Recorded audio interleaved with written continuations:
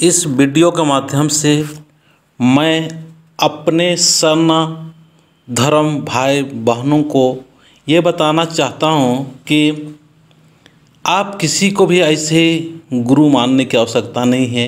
हम लोग थोड़ा सा अपने हिसाब से क्या बात या अपने हिसाब से काम कोई कर लेते हैं या अच्छी अच्छी बातें कर लेते हैं तो हम लोग किसी को भी तुरंत गुरु मान लेते हैं, किसी का भी चरण में हम लोग समर्पित हो जाते हैं, चाहे स्त्री हो या पुरुष हो। पर आज हमें ध्यान देने की आवश्यकता है। किसी को भी बिल्कुल गहराई से गुरु मानने की आवश्यकता नहीं है। आपके अंदर ही एक गुरु है, उसी की बात को मानिए। बाहरी गुरु जो होती आजकल इस युग में ढूंढना आसान नहीं है। सब स्वार्थी और सब अपना हितैषी गुरु भरे पड़े हुए हैं। तो मैं हमारे आदिवासी समाज के सारे बहनों से मैं यही कहना चाहूँगा।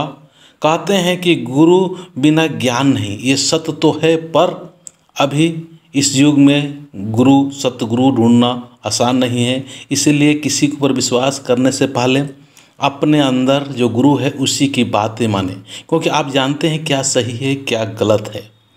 तो इस महान संदेश के साथ में मैं कहना चाहूँगा, आप अपने अंदर जो गुरु है उसी को माने, उसी को विचार करें, और जो बाहरी गुरु है उसको अपना अगुआ मान सकते हैं, पर बहुत ज़्यादा समर्पित मत होइए। जय धर्मेश।